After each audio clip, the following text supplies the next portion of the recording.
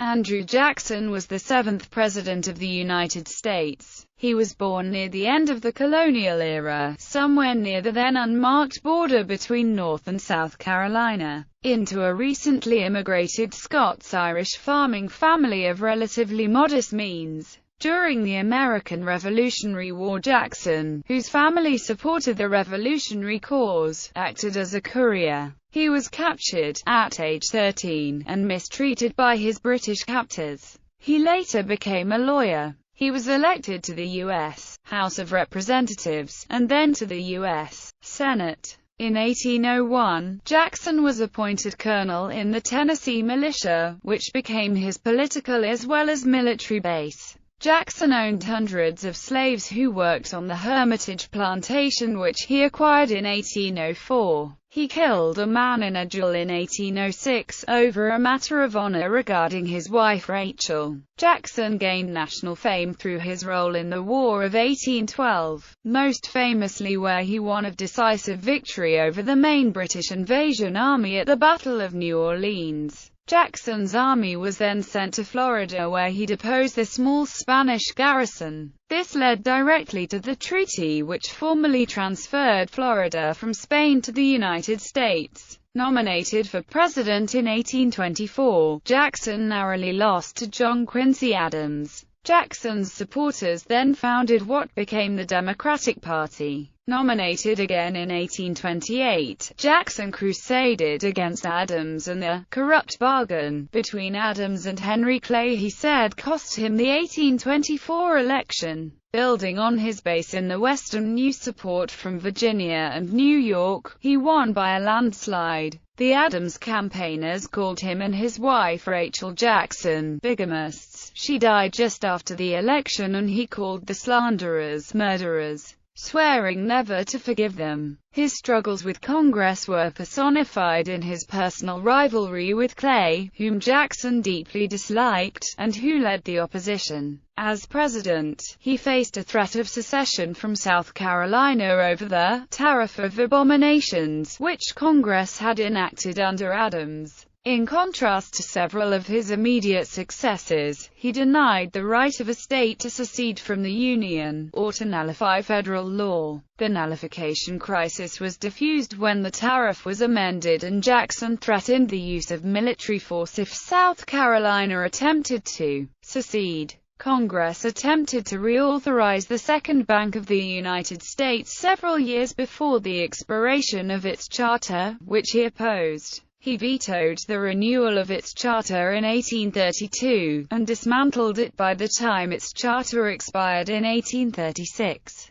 Jackson's presidency marked the beginning of the ascendancy of the spoils system in American politics. Also, he supported, signed, and enforced the Indian Removal Act, which relocated a number of native tribes to Indian Territory. He faced and defeated Henry Clay in the 1832 presidential election, and opposed Clay generally. Jackson supported his vice president Martin Van Buren, who was elected president in 1836. He worked to bolster the Democratic Party and helped his friend James K. Polk win the 1844 presidential election. Early life. Jackson was born on March 15, 1767. His parents were Scots-Irish colonists Andrew and Elizabeth Hutchinson Jackson, Presbyterians who had emigrated from Ireland 2 years earlier. Jackson's father was born in Carrickfergus, County Antrim, in current-day Northern Ireland, around 1738. Jackson's parents lived in the village of Boney before, also in County Antrim. When they immigrated to America in 1765, Jackson's parents probably landed in Philadelphia, Pennsylvania. They would have traveled overland down through the Appalachian Mountains to the Scots-Irish community in the Waxhaws region, straddling the border between North and South Carolina. They brought 2 children from Ireland, Hugh and Robert.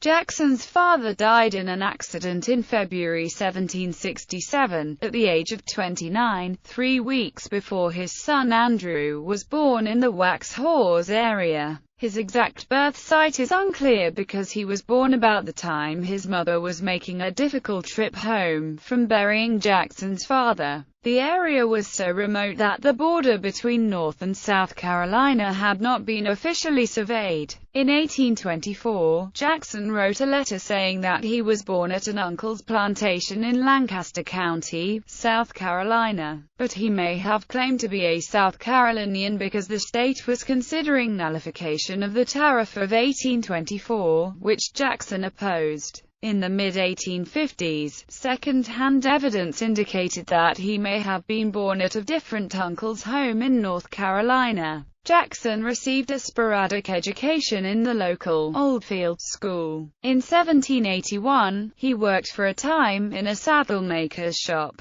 Later, he taught school and studied law in Salisbury, North Carolina. In 1787, he was admitted to the bar, and moved to Jonesboro, in what was then the Western District of North Carolina. This area later became the Southwest Territory, the precursor to the state of Tennessee. Revolutionary War service. During the Revolutionary War, Jackson, at age 13, informally helped the local militia as a courier. His eldest brother, Hugh, died from heat exhaustion during the Battle of Stono Ferry, on June 20, 1779. Jackson and his brother Robert were captured by the British and held as prisoners. They nearly starved to death in captivity. When Jackson refused to clean the boots of a British officer, the officer slashed at the youth with a sword, leaving Jackson with scars on his left hand and head, as well as an intense hatred for the British. While imprisoned, the brothers contracted smallpox.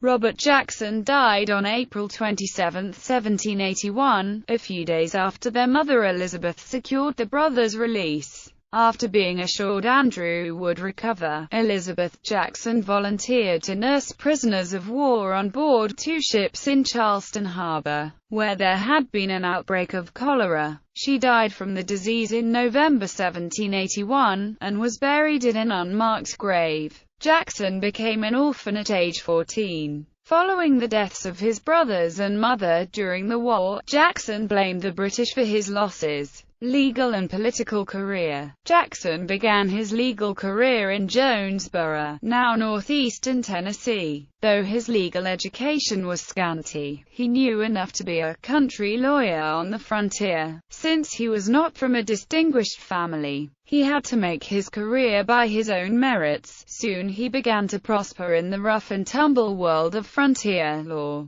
Most of the actions grew out of disputed land claims, or from assault and battery. In 1788, he was appointed Solicitor of the Western District and held the same position in the government of the territory south of the River Ohio after 1791. Jackson was elected as a delegate to the Tennessee Constitutional Convention in 1796. When Tennessee achieved statehood that year, Jackson was elected its U.S. representative. The following year, he was elected U.S. Senator as a Democratic-Republican, but he resigned within a year. In 1798, he was appointed a judge of the Tennessee Supreme Court, serving until 1804. Land speculation and founding of Memphis in 1794. Jackson formed a business with John Overton, for the purpose of purchasing lands as well those lands without as within military bounds, overtly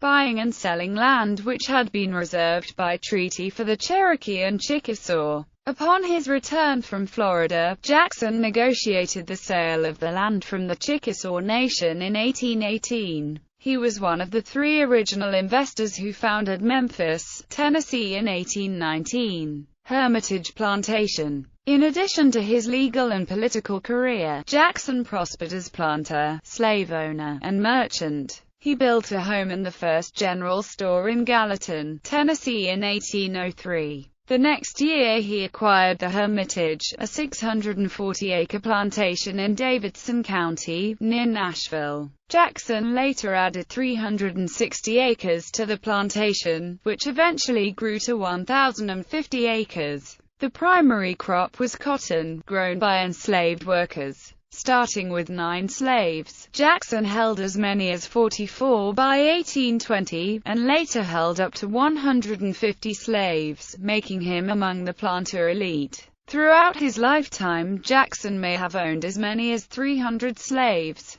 African American men, women, and children were enslaved by Jackson on 3 sections of the Hermitage Plantation. Slaves lived in extended family units between 5 and 10 persons, quartered in 20-foot square cabins made either of brick or logs. The size and quality of Jackson's Hermitage slave quarters exceeded the standards of his times. To help slaves acquire food staples, in addition to Jackson's rations, Jackson supplied slaves with guns, knives, and fishing equipment for hunting and fishing. At times, Jackson paid his slaves with monies and coins to trade in local markets. The Hermitage Plantation was a profit-making enterprise, and Jackson, who demanded slave loyalty, permitted slaves to be whipped to increase productivity, or if he believed his slaves' offenses were severe enough. Jackson at various times posted advertisements for his fugitive slaves.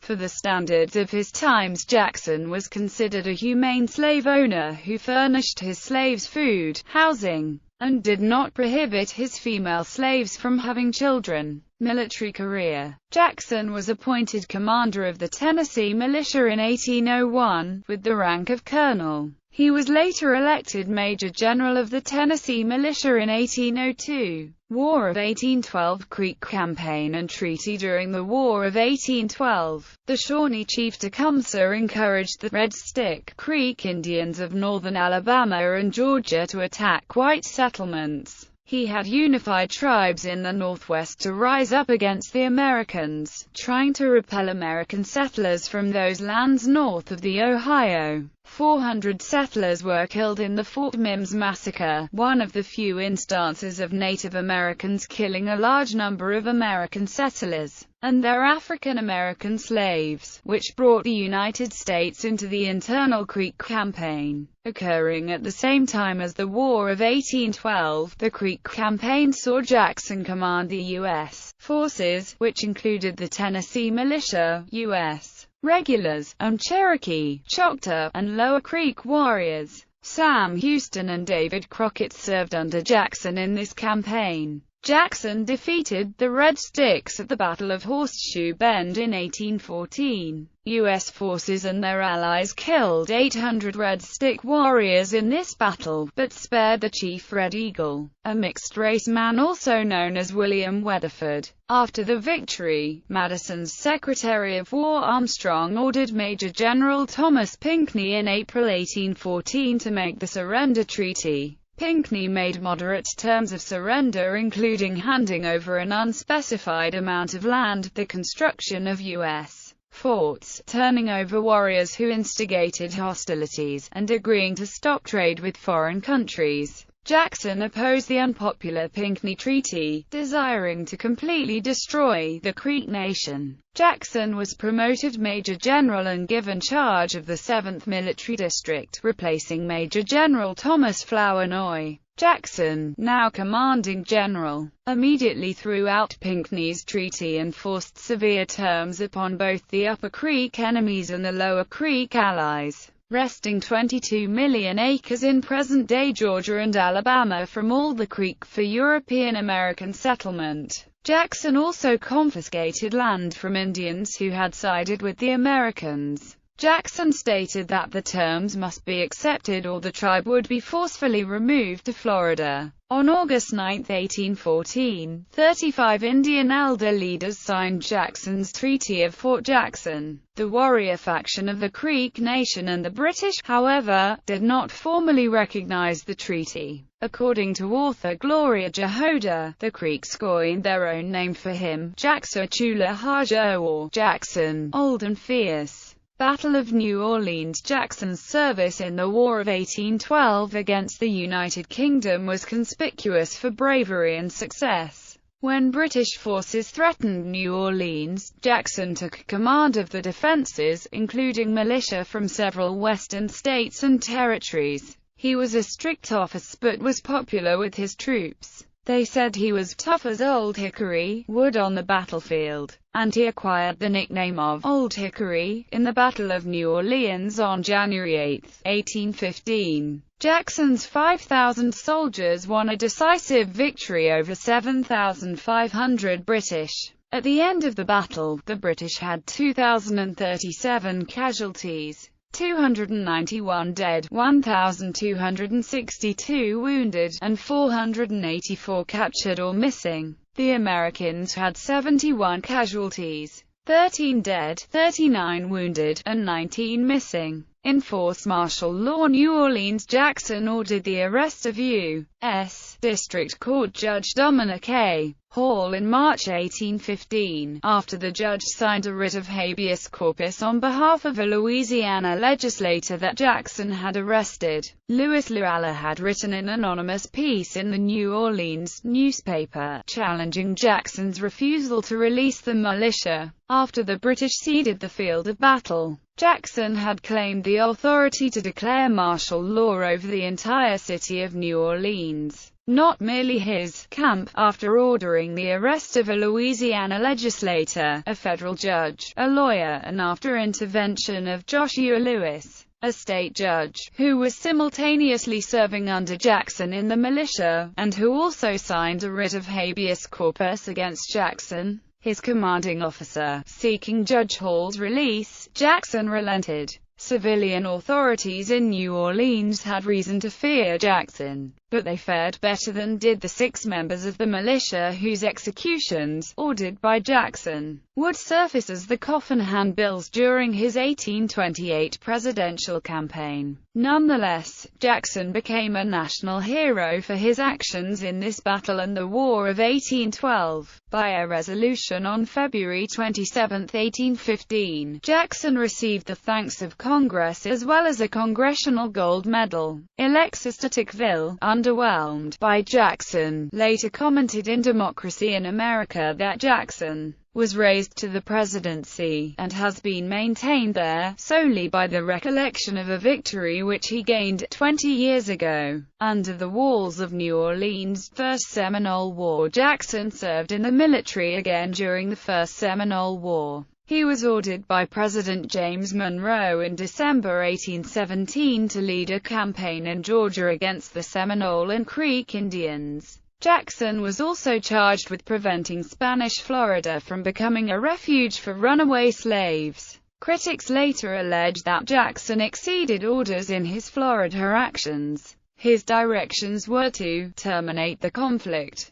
Jackson believed the best way to do this was to seize Florida. Before going, Jackson wrote to Monroe, "Let it be signified to me through any channel, that the possession of the Floridas would be desirable to the United States, and in 60 days it will be accomplished." Monroe gave Jackson orders that were purposely ambiguous, sufficient for international denials. The Seminole attacked Jackson's Tennessee volunteers. The Seminole attack left their villages vulnerable, and Jackson burned their houses and the crops. He found letters that indicated that the Spanish and British were secretly assisting the Indians. Jackson believed that the United States could not be secure as long as Spain and the British encouraged Indians to fight, and argued that his actions were undertaken in self-defense. Jackson captured Pensacola, Florida, with little more than some warning shots, and deposed the Spanish governor. He captured and then tried and executed 2 British subjects, Robert Ambrister and Alexander Arbuthnot, who had been supplying and advising the Indians. Jackson's actions struck fear into the Seminole tribes as word spread of his ruthlessness in battle. The executions, and Jackson's invasion of territory belonging to Spain, a country with which the U.S. was not at war, created an international incident. Many in the Monroe administration called for Jackson to be censured. The Secretary of State, John Quincy Adams, an early believer in manifest destiny, defended Jackson. When the Spanish minister demanded a suitable punishment for Jackson, Adams wrote back, "Spain must immediately decide either to place a force in Florida adequate at once to the protection of her territory, or cede to the United States a province, of which she retains nothing but the nominal possession, but which is, in fact, a post of annoyance to them. Adams used Jackson's conquest, and Spain's own weakness, to get Spain to cede Florida to the United States by the Adams-Onis Treaty. Jackson was subsequently named Florida's military governor and served from March 10, 1821, to December 31, 1821. Election of 1824. The Tennessee legislature nominated Jackson for president in 1822. It also elected him U.S. Senator again. By 1824, the Democratic-Republican Party had become the only functioning national party. Its presidential candidates had been chosen by an informal congressional nominating caucus, but this had become unpopular. In 1824, most of the Democratic Republicans in Congress boycotted the caucus. Those who attended backed Treasury Secretary William H. Crawford for president and Albert Gallatin for vice president. A Pennsylvania convention nominated Jackson for president a month later, stating that the irregular caucus ignored the voice of the people, and was a vain hope that the American people might be thus deceived into a belief that he, Crawford, was the regular Democratic candidate. Gallatin criticized Jackson as an honest man and the idol of the worshippers of military glory, but from incapacity, military habits, and habitual disregard of laws and constitutional provisions, altogether unfit for the office. Besides Jackson and Crawford, the Secretary of State John Quincy Adams and House Speaker Henry Clay were also candidates. Jackson received the most popular votes. The electoral votes were split four ways, with Jackson having a plurality. Because no candidate received a majority, the election was decided by the House of Representatives, which chose Adams. Jackson supporters denounced this result as a corrupt bargain, because Clay gave his state's support to Adams,